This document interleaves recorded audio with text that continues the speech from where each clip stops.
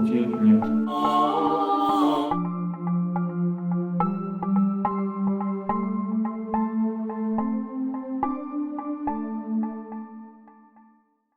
На Беларусі Бог жыве, так кажа мой просты народ.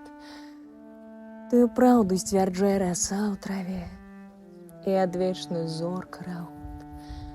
Тую праўду сцвярджае упартасць хваль і продкаў запавет, і мовы златая сталь, і нашых дум сусвет.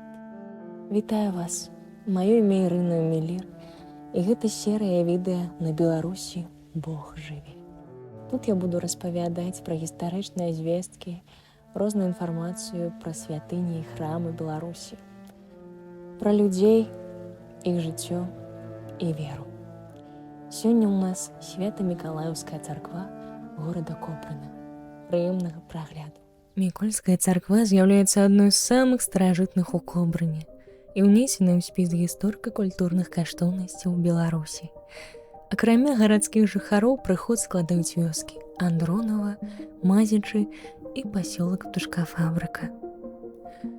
Падчас уніі храм належаў уніяцкай царкве. У 1834 годзе Мікольская царква згарае, і прыхаджане звяртаюцца да грэка-уніяцкага біскупа з просьбай пабудаваць новую царкву з набытага імі драўлянага храма, скасаванага Новасялецкага манастыра.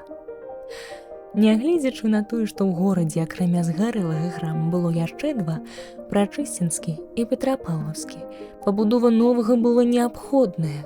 Праз разліў ракі Мухавец было немагчыма наведванне прыхаджанамі гэтых двух цэркваў, якія знаходзяцца па іншы бок ракі. Неўзабаве пабудова была дазволена, але толькі з той умовай, што храм будзе прыпісным да Прачысцінскай саборнай царквы. 19 снежня 1839 года перанесеная царква была асвечана па праваслаўным чыне ў гонар Мікалая Мірлікійскага. Никольский храм я уже посещаю 20 лет. Вначале я ходила в собор, там и дети мои сначала венчались в соборе, все, а потом заболел у меня муж крепко. В церковь не ходил, конечно, муж был как-то не воцерковленный, но когда заболел, он Почаев поехал в монастырь, сестра его туда отвезла, была экскурсия, и он, когда приехал, там его монах благословил, сказал, что надо ходить в церковь, то это самое. Ну и он, когда пришел, и уже сюда мы начали ходить, и он, когда пришел, и говорит, а чего ты ходишь в собор, а свою обходишь церковь, Никольский храм, давай сюда ходить. Ну и все, мы стали сюда ходить, в этот храм, и вот уже мужа нету 20 лет, и вот я 20 лет уже хожу сюда. Потом сама я тяжело очень заболела, лежала долго в больнице, тоже думала, что уже все, но пришла, батюшка, конечно, молился.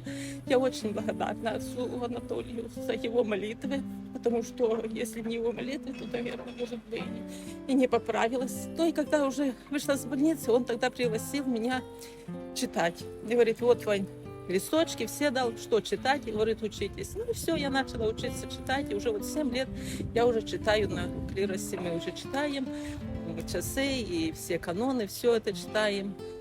И поэтому мне как-то вот я прихожу в церковь, больная вообще дома, ну никакая, думаю, ну может сегодня не пойду. Но прихожу, и мне как-то уже тут легче становится, все, наверное, вот все это молитвы батюшкины и церковь это, все иконы, все это, наверное, помогает Божья благодать. Поэтому я очень благодарна. И дочка моя уже тоже пошла, сейчас поет на клирусе. Поэтому я вот благодарна Богу и всем, что у меня есть. За все благодарна Богу, за все, что есть. У 1899 годзе храм быў капітальна адрамантаваны. У 1961 годзе яго да таго часу ўжо з'яўляўшымся прыпісным да Александранеўскага сабору здымаюць з уліку дзеючых. Прастаеўшы безгаспадарным на працягу доўгага часу, ён ледзь было не згарэў, калі забраліся пагрэцца алкаголікі і развялі ім вогнішча. Адзін час у будынку знаходзіўся склад райспажыўсаюза. Пасля ён быў перададзены ваенна-гістарычнаму музею імя Суворава, які выкарыстоўваў яго для захоўвання састарэлага абсталявання. Дзякуючы намаганням кіраўніцтва музея ў храме быў зроблены невялікі рамонт, які акультурыў яго знешні выгляд і захаваў ад разбурэння. Если говорить немногословно, смысл жизни человека в том, чтобы любить и прославлять Бога, и через это достигать спасения. Путь к этому лежит через познание Бога. Бога можно познать через конкретную личность Иисуса Христа, вторая ипостась Святой Троицы. Бога никто не видел, а Иисус Христос – это конкретная личность, историческая, евангельская личность. У нас есть все возможности, чтобы познать Иисуса Христа. Через Него мы познаем истину.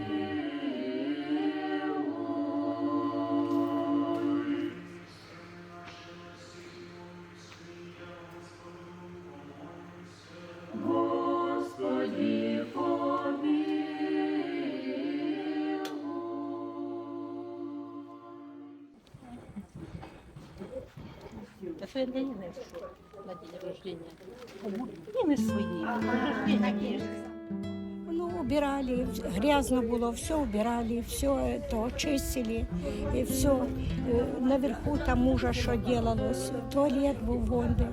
Все убирали, очищали, все на світі то красили, баби, мужчини, а ті двоє було.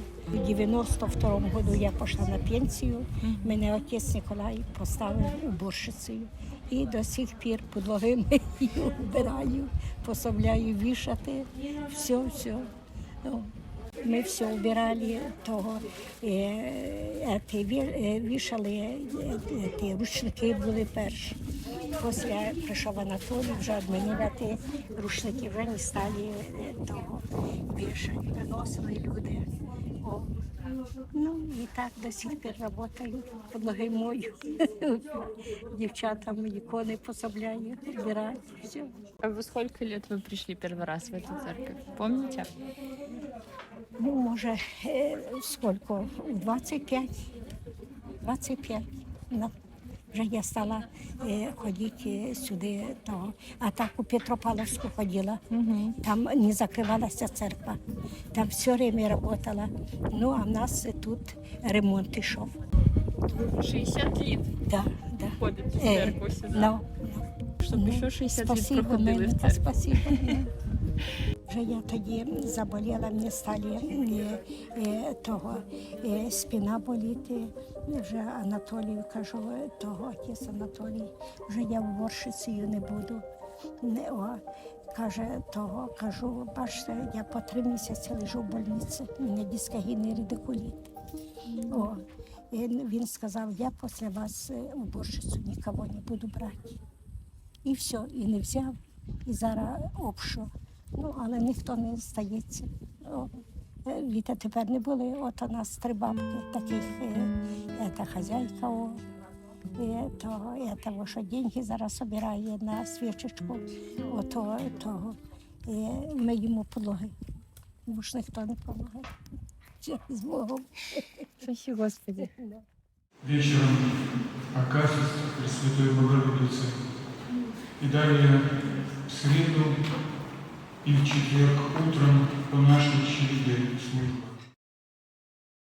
Когда у меня не стало отца, я впервые, это был шок, это была огромная потеря, и я тогда очень серьезно задумался, для чего человек живет. Смысл жизни, который вопросы задавали.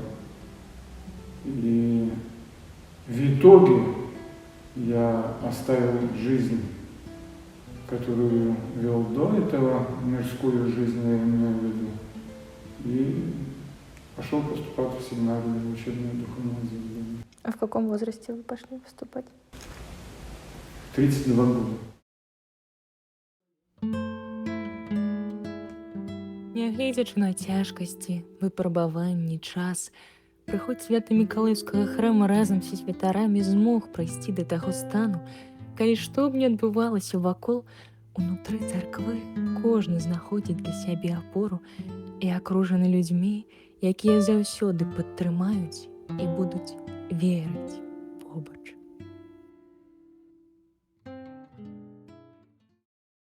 Спасибо вам большое. Спасибо, Господи. Будьте хорошо. Будьте здоровы. Дай Боже. Дай Бог. Правильно. Так все, Господи.